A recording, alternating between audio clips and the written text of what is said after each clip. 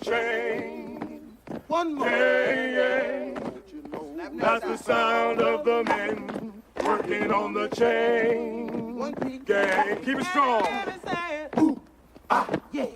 Ooh, ah. Oh, don't you know? That's the sound of the Get men back. working on the chain. One more. Gang. Don't you know? That's the sound of the men working on the chain. Gang. Can you even say it? Ooh, ah, feel good.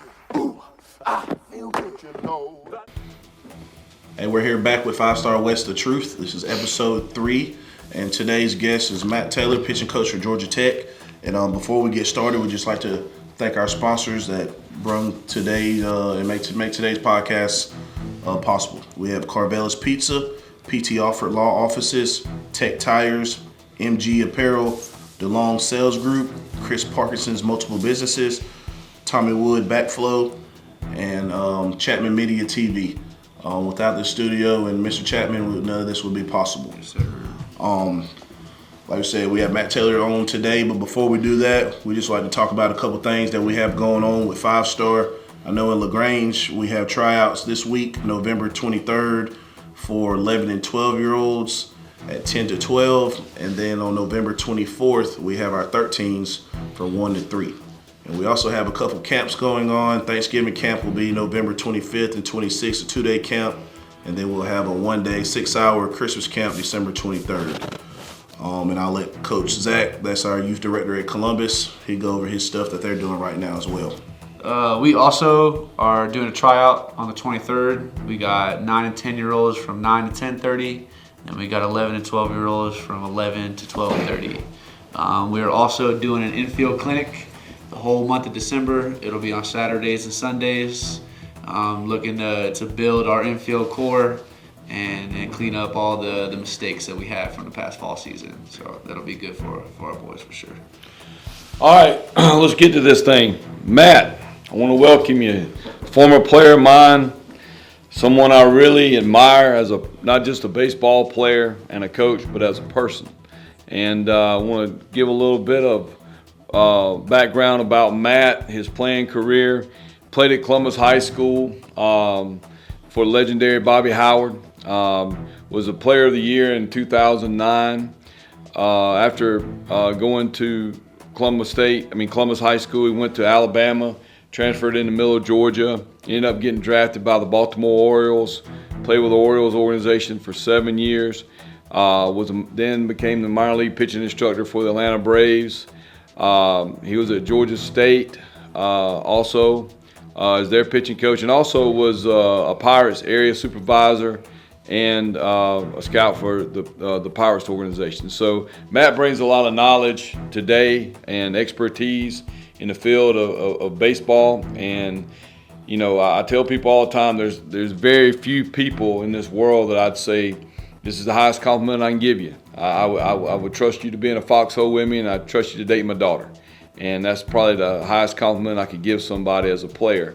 And again, I want to appreciate you coming in and spending some time with us today and kind of educating us on Georgia Tech and what's going on at Tech, and just see how you've been doing. Everything good with you? Yeah, absolutely. I appreciate all the compliments. I know you look back on all that and you kind of focus on everything. And you're like, man, it's been really cool to kind of see the path that I've gotten to get here at Georgia Tech, but also more importantly, just the coaches and the guys that I've gotten to play with. I mean, right before we hopped on, getting to, talk with Chad and getting to talk with you, Shannon, and just kind of catch up and, tell old war stories about some of the really good teams we had, back in the day, and, some of the fun that we had and, the tournaments we won and things like that. And then obviously, like you said, getting to play for, Coach Bobby Howard at Columbus High, and then, being able to play that into, a lengthy professional career. So very fortunate. And I mean, it's really cool when you can kind of look back on it all and see all those really good relationships that you built over time. Well, I want to talk back to when you were playing for us. You were with us 07, 08, and 09. We traveled all over the Southeast.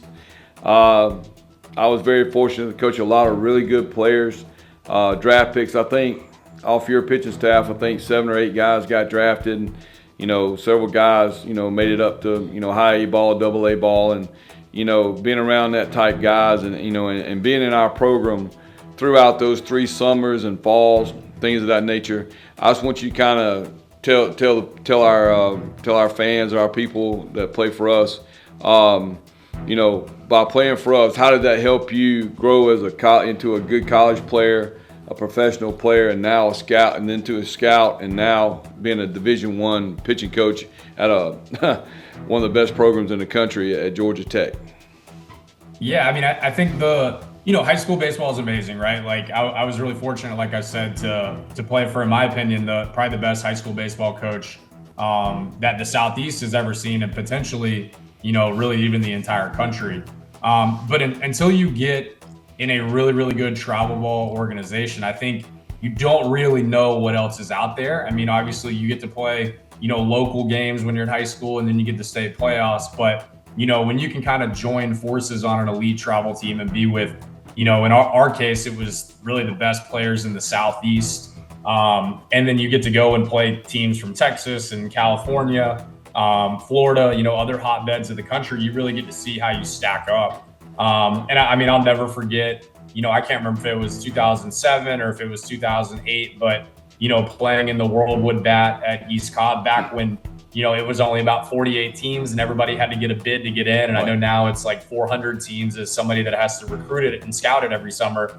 But really being able to kind of stack up. And I remember we made a really good run. And I think we ended up losing maybe in the semifinals to the South Charlotte Panthers. But it was kind of the first eye-opening moment where you see really how good the baseball is in this country. And that's what makes it exciting to be a part of a really good travel organization, is you get to compete against not just the best players in your area, but the best players, you know, all over the United States. Yeah, and you know, the teams we had, I think we made a run into the semis one of those years, and then into the final 8. And, Yep. you know, people don't realize you have to kind of accept your role on teams like that and kind of understand, you know, you might be something in high school, things of that nature. You might have another role in high school, but these teams are designed for what you're going to be doing at the next level. And getting young parents and young players to accept that is really a tough situation, you know, because high school has to deal with the DNA of what's walking in the hallways. We can kind of go out and pick and choose, you know, who we need and things like that, you know, and, you know, going forward with, you know, 5-star, I think, you know, kind of getting off subject a little bit, I think you got one of the best players in the country. That his dad is actually the owner of the whole thing. Andy Burris, you have Drew Burris up there, and I know Drew turned down, you know, substantial amount of money to go to Georgia Tech and play in that atmosphere. And I will say this on camera, Drew Burris, for all you guys out there, if you want to really know why we all have a job, it's because of Drew, not Andy. Because I can remember Drew being a young 13, 14-year-old coming down the steps in his slides and having his phone there, and he did a lot of recruiting. And obviously, people want to go play for the best teams and things like that. So Drew really had a big role. So, you know, he in getting this thing going for everyone and kind of expanding. So, you know, you can kind of talk a little bit about Drew and what you see him doing a little bit, if you would. And you know, obviously we think he's gonna be a first rounder. What's your thoughts? Yeah, I mean, you know, I think a couple things. It's funny because obviously, you know, Andy would coach us sometimes with you. And so, you know, I do remember Drew. I guess he probably would have been like 2 or 3 years old at the time, kind of running around the dugout. Sometimes we would have kicking over the tournaments bucket and of things like balls. that. Yeah, exactly. So then it's funny to kind of now be coaching him. But I mean, yeah, man, I mean, I've been around, you know, I played with Manny Machado, obviously when I was with the Braves the last couple of years, like you're around Acuna and Riley and Albies and all those just incredible talents. I mean, he is that good, to the point where it's like every time that he comes up to bat, everybody, not just in the dugout, but everybody in the stadium just kind of stops what they're doing and they make sure to watch his at bat, because it is that special of a talent. Yeah, and he you know, and he's worked hard. And guys, I want you to know, he sacrificed a lot of things to be where he is, and he really didn't have to. He had all of us, you know, behind him, but he really didn't need us. and he made his own way, and that's a lot to be said when your dad is the owner of an organization as big as Five Star with as much talent that's out there in our program. So he didn't rely just on his dad. He relied on himself and made him a self-made prospect. And I think Chad and Zach's got a couple questions for you, Matt, so we're going to let them take it away right here. What's up, Matt? Me and Matt were teammates back in the day. Got to play against each other in junior college and high school and all that kind of stuff. So I was very excited to have you on today. Real quick, everybody thinks they want to play D1, but a lot of people don't know what that entails. So our first question for you is, what does the workload consist of as a D1 pitcher, when y'all get them in the fall leading up to the spring season? Yeah, absolutely. So we just finished up our fall season last week. At the Division I level, you get kind of a 45-day window where you're allowed essentially 20 hours a week with the guys. So it's very similar to what the spring season is like, where we're scrimmaging or inter-squatting 4 to 5 times a week. We're playing anywhere from 7 to 9 inning games, and it's a lot of baseball. You're allowed 2 outside competition games. So this year we played Kennesaw State and we played Jacksonville State. So we played 2 14-inning games against both of them. And then outside of that 45-day window, you get 8 hours a week. Usually 4 is split up with the pitching coach and 4 is split up with the strength coach. And so that's kind of an area where it's like a lot of focus on the throwing program. We're big believers in long toss, always have been. And for us, that's a really good time of the year for guys to kind of lengthen it out. But all in all, I think basically since school started on, I think it was like August 20th, we've been going anywhere from 5 to 6 days a week. Guys at Tech, it's, the number 2 public school in the country. So they're getting crushed academically. They get crushed, obviously, in the weight room, and then, baseball on top of it. So for student athletes, especially in the ACC level, you're basically working 2 full-time jobs. You're doing it in the classroom, and then you're doing it as a student athlete as well. So it's very time-consuming. It's a lot. And so I think usually people are surprised at how much work goes into this when they arrive on campus as true freshmen. Right. Gotcha. I got a question for you, Coach. What are some of the measurables that y'all look for while recruiting pitchers? Like, how important is the velocity? How important is the height, size, and the mental capability as a Division I pitcher that you guys look for? Yeah, it's all super important. I think there's a lot of different ways to look at it. I think I would be a fool to sit here and say that velocity doesn't matter. Coming from the professional game and then obviously being in, the ACC, you look at the ACC and the SEC, the average right-handed fastball now is 92 miles an hour between those 2 leagues. And so I think that's something that a lot of times, the public doesn't understand, is just how good the level of play is in these 2 leagues now. Now, with that being said, we kind of start watching guys with the new rule change, kind of your sophomore year of high school, and then we'll follow that obviously into guys' junior year. And so there's a lot of different ways to project velocity. My background is in scouting. I was an area scout for a couple years with the Pirates. I was a pro scout as well. And we've been fortunate where there's been some guys that, maybe they're 6'3", 6'4", really good delivery, really good arm action. They're athletic, they move fast, but maybe they're only, mid 80s. We have enough belief in our ability to evaluate where we can say, all right, well, this guy's 16 years old and he's in the mid 80s, but everything's really clean. And then by the time, they end up being a senior, the velocity is really closer to, 90, 94, and they're all, potential pro prospects. And so our group that just signed, our 2025 class, actually every pitcher that's in that class made the East Coast Pro, which is kind of the best showcase that you're going to get as an amateur athlete. And all those guys are, anywhere from, 90 to 97. But they're really physical and, they're developed and they do a really good job in a lot of different areas. Well, this is crazy. Cooper Underwood is one of those signees, and a lot of my family on that side is from Woodland, Alabama. He's related to me somehow. I don't know. That's kind of crazy, Alabama. But, Cooper's looking forward to coming in and pitching for you. And I saw him growing up, and he's really excited about being part of the program. And I think Matt, you got a really good lefty in Cooper coming in. So obviously you know what you're looking for and what's going to make you guys contenders and get to Omaha. And we have now a couple questions from the parents. Coach Ward that really helps Chad with our youth. He wants to know what are some of the qualities and habits that you look for in the players on and off the field as a recruit, not just on the field, but how they interact with their teammates, how they react when things are going bad, how their parents react when things are going bad. Because as you know, every day is not going to be grits and gravy, on this baseball field. And a lot of times, if they've never had, always just had success, never had any failure, they don't know how to take that. So what's your thoughts on, and what are you looking for in those areas?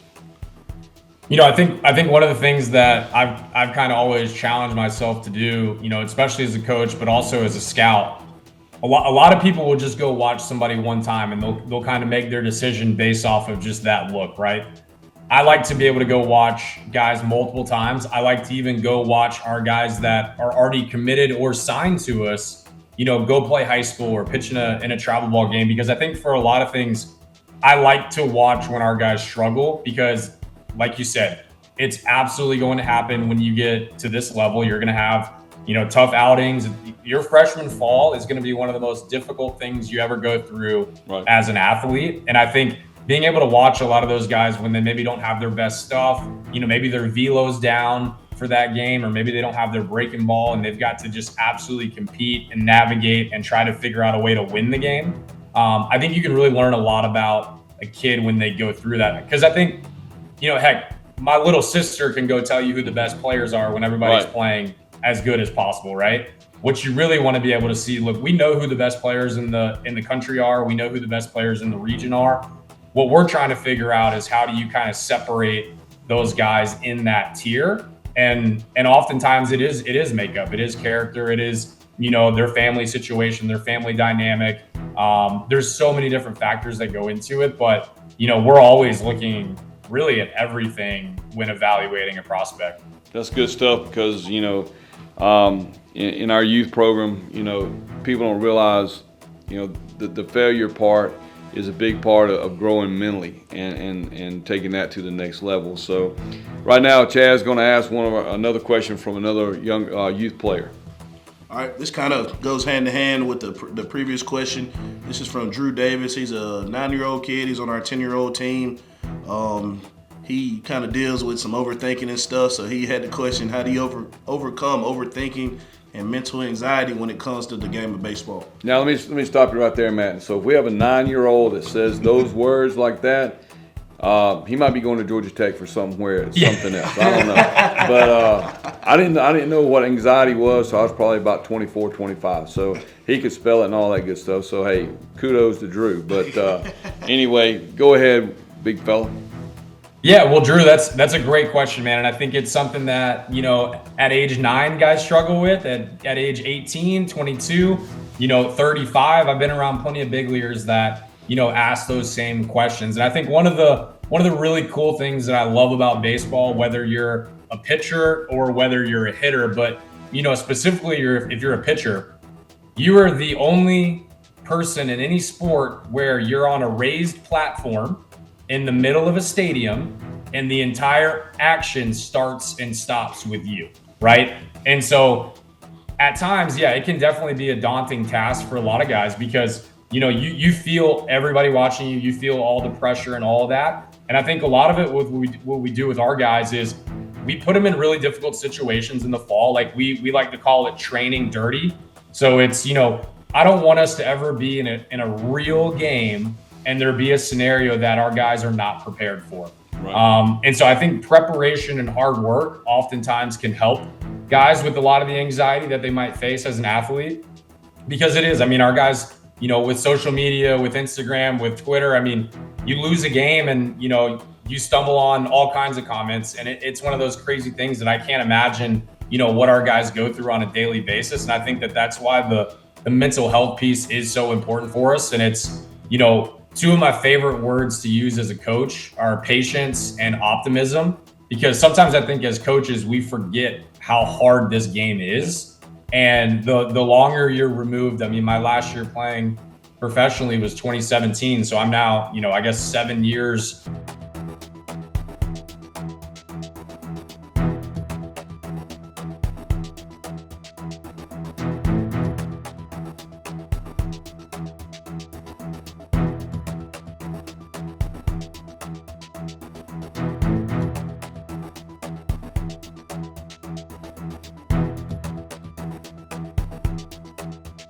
Back to Drew Davis. How do you overcome overthinking and mental anxiety when it comes to the game of baseball?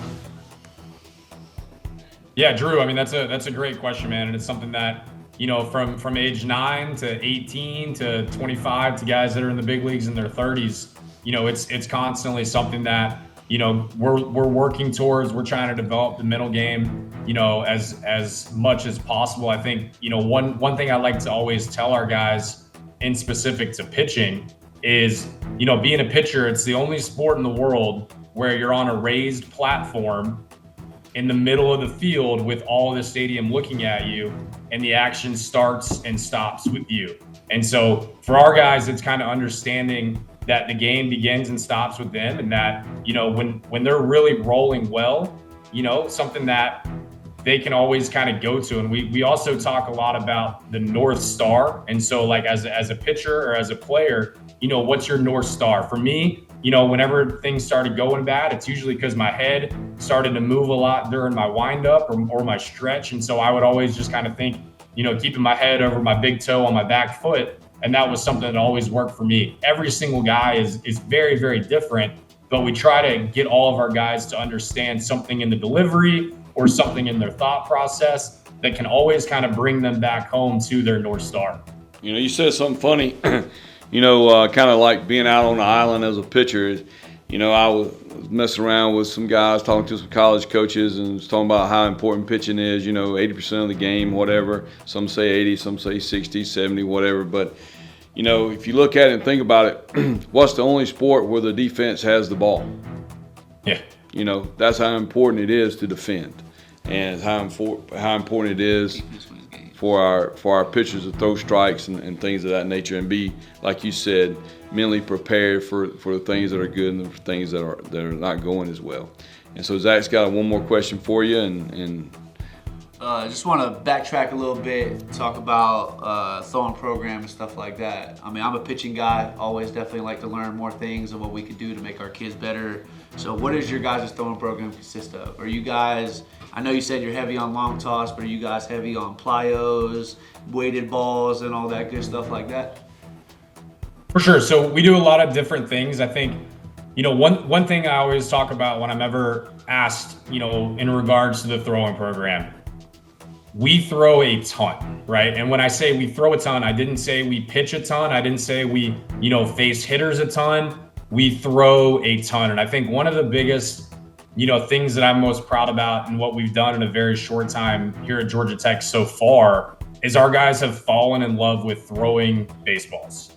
And you kind of go through it and you look, the vast majority of injuries, right, is you can point to it's either overuse, right, or it's underprepared for the usage that's coming in a season. And it's why a majority of the injuries you see are, you know, if you look at the major league or the minor league level, it's early in spring training because guys are coming into camp underprepared from a throwing volume perspective. Or on the flip side of it, you know, their injuries happening later in the year because of overuse and things of that nature.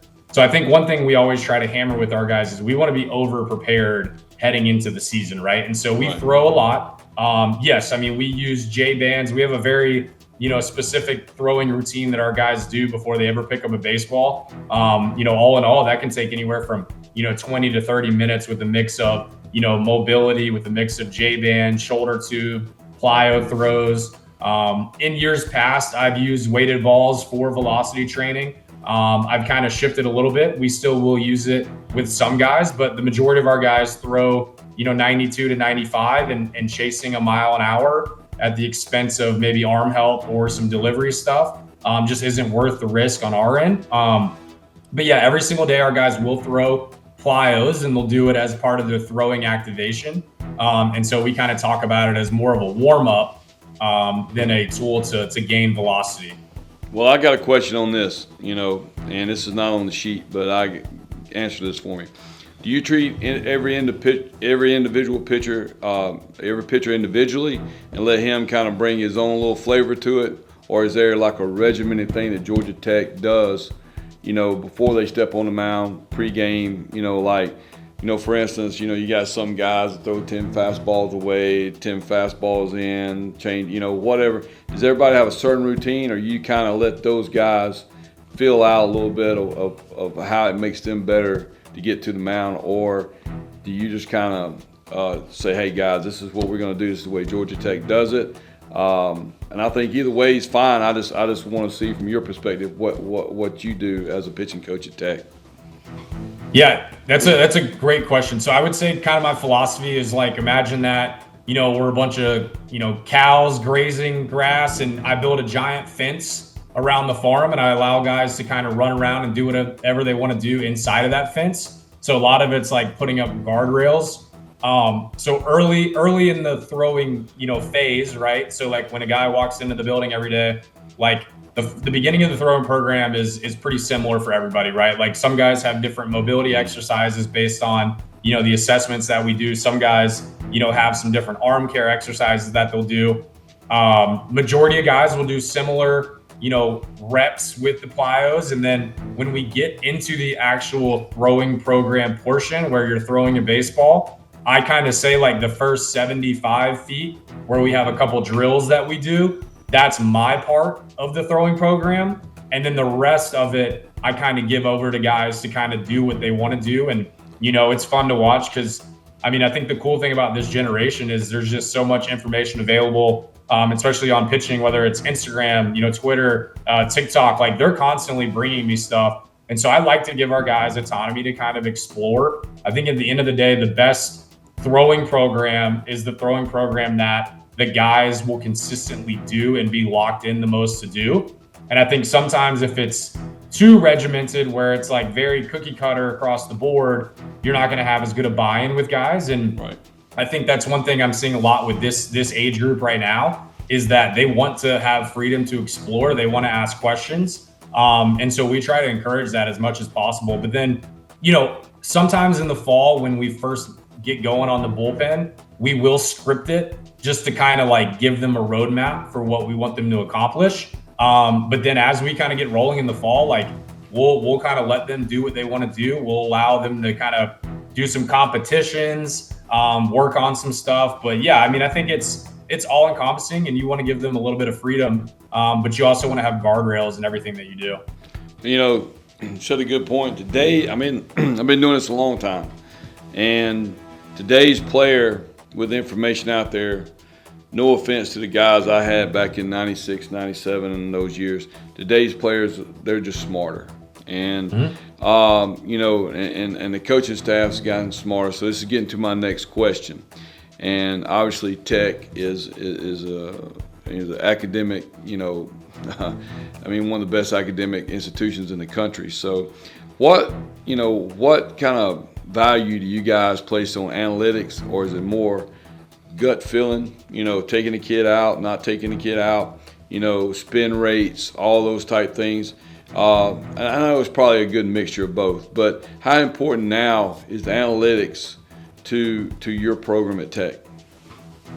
Yeah, obviously we have a really big analytics department that we've built out with students who are in the engineering program here. We have $1 million pitching lab that has 16 high-speed cameras. We have force plate mounds. We have the same thing on the offensive side of the ball where we have force plates in the batter's box that we'll use. So, it is something that we use religiously. Every bullpen you ever throw at Georgia Tech, you'll throw with TrackMan. We have high-speed cameras in the stadium. And I think at the end of the day, like what I like to talk about specifically with analytics is I like to use it as a way to give guys confidence and help them understand, what they do exceptionally well, right? Like we didn't have TrackMan growing up, but I knew, my fastball had a lot of carry on it because I could get swings and misses on it, right? Right. Well, now we're able to kind of take that information and say, hey, man, like your fastball is really, really good. And it's even better when you're able to throw it at the catcher's mask and up. So when you're out there and you're struggling, you should have a lot of confidence knowing that you can always go back to how good your fastball is. So we like to use it as a way to weaponize guys, to give them confidence and help them understand the things that they do really, really well.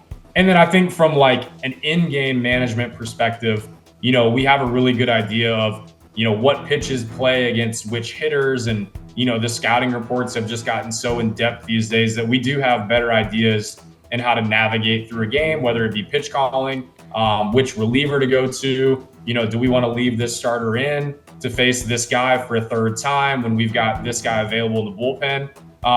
So for me, it's a tremendous resource. But the other side of it is this stuff has always been around. We just haven't really been able to quantify it as much until we do now. So we use it as a tool in player development, as a tool in scouting, as a tool in evaluating. But like anything, it is a piece of the puzzle. And at the end of the day, you got to be able to get the hitter out. Well, why don't you ask Coach Hall if he'll give me $1 million to tell you if he's got a swing and miss curveball? I'll take it. I need it. All right. So, but anyway, that's just all jokes aside. That's the analytical part is starting to take over the game. So we got a couple more questions for you, Coach, and then we're going to get you out of here. So what you got for him, Chad? Okay, I know just maybe a couple days ago, we had a parent tell me and Shannon that his son played in 98 games in this past year. So in a time where people are playing so many ball games, how important is it to get some rest and for your arm, and like what couple months, or you tell your guys, hey, shut it down, try to prepare for the season, things like that. I think that's something that the parents need to hear, that you don't need to be trying to play as many games as you can or things like that at this early age, regarding to the youth. Yeah, I think one thing that, kind of gets lost at times too, right? Like I know you were the same way, Chad. Like, I played basketball, I played football, I played soccer. And I think a lot of times, especially when you're younger, it was kind of nice to get a break from baseball and kind of just go compete in something else. Because then when the calendar started to turn, you started to get that itch for baseball again. And so I think that's something that kind of gets overlooked in all this with guys that are playing, spring ball, summer ball, fall ball. And it's just like kind of year round. And it's like, for me, it was like, I really enjoyed being able to play summer baseball and then go, get ready for football. And then basketball was always in the winter. And then, you get to look forward to baseball when it gets here in the spring. But, I think at our level, with guys that are, like I said, 18 to 22, they have a very, very short window to try to be professional athletes. And so when we do that, we don't take a ton of time off from throwing. Now, this conversation with high school and youth guys, in my opinion, they absolutely need time off. And they need time in the weight room and all those types of things. But with our guys, we'll kind of deload. So right now, our guys are in kind of a 2-week deload phase where they're just playing catch 3 times a week, out to 60, 90 feet, really low intent. They're doing their plyo throws and they're doing their arm care. But that's kind of what we'll do when we shut guys down. And then when they get back from Thanksgiving, we'll kind of start to ramp back up with our season, being, I guess, about 9 or 10 weeks away from our first scrimmage. Well, that's very informative. And just want to talk a little bit, this will be the last thing, about Georgia Tech, what you guys are looking forward to do in 2025, where you guys see yourself. Everybody always says we're going to Omaha, things like that, which is great. That's, that's where everybody's goal should be. And, it's funny. I always tell a story about, the academic part of Georgia Tech. I got recruited a little bit by Georgia Tech out of high school until they got my transcript. So I get it takes a little bit above and beyond type player, and to come there and play for Coach Hall. And me and Danny has been friends for years and years. Actually, he used to use our facility in Savannah when they would come down and play Georgia and Armstrong State 30, 25 years ago. So I know what kind of academic standards you guys have, but what are you looking forward for this season coming up, as far as goals and where you see yourself? Yeah, we've got a fun group. Last year, we kind of lost in a heartbreak way in the regional final to Georgia there in extra innings. So I think for a lot of guys that loss still stings pretty deeply. I mean, we had 5 freshmen that played in that game. And so obviously they're now all sophomores. And I think we have 23 freshmen. So the majority of the roster is freshmen and sophomores. And I think from that perspective, the talent is really, really exciting. I think one thing that we've tried to be really cautious of here at Georgia Tech is not just getting a bunch of guys out of the portal. One, it is difficult to do at an academic school like us to get guys out of the portal. But also, as good as high school baseball is in the state of Georgia, like, we want to be homegrown. We want to draft high school players and we want to develop them and we want to watch them get better. And so the talent is really, really high. I think, from that point of view, there's a lot of guys that have an opportunity to play not just professional baseball, but in the big leagues for a long time. And Drew Burris obviously being one of them. But, Vaughn Lackey had an incredible freshman year as a true freshman starting catcher in the ACC. We're really excited for him. Alex Hernandez, Drew Rogers are 2 freshman hitters that have, just had outstanding falls that, were highly ranked and turned down a lot of money to come to Georgia Tech. And then, on the pitching side, Tate McKee, Riley Stanford, Carson Ballard, those guys were all guys that threw a lot of meaningful innings as true freshmen in college baseball. And so now for them to be sophomores after going and pitching in the Cape Cod League as, in the summer and then coming back, like, they've really kind of turned a corner. So I think, John Wooden used to have a really good quote about the best thing about freshmen is that they become sophomores. And I think you're seeing that with a lot of our young guys. So really young nucleus. I think you never know how those guys are going to perform when you get in the ACC. But in terms of just overall talent, I think we have a lot more talent than we had on the roster last year. And now it's going to be just kind of figuring out where the pieces play and, if some of the freshmen are able to grow up, by the middle of March when conference play starts. Well, I appreciate it, Matt. I love you, and you meant a lot to me as a coach and as a person over the years. And I know you're going to make Georgia Tech better in every way possible. And I just want to tell you, I appreciate your time spending it with us today and giving back a little bit to the program that you come from. And it means a lot to us as coaches, and it's going to mean a lot with this knowledge that you're giving our youth players and our parents going forward in our program. And hopefully we'll have a good combination one day of sending you guys a Georgia Tech athlete along with the academic side as well. And I look forward to working with you and seeing you around this summer. And anything I can do for you, we're here. And good luck the rest of the way out. And I appreciate the time today. Thank you, buddy. Thank you, Coach. Absolutely. Thanks for having me. It was Appreciate you, good Matt. catching up with you guys. Yes, sir.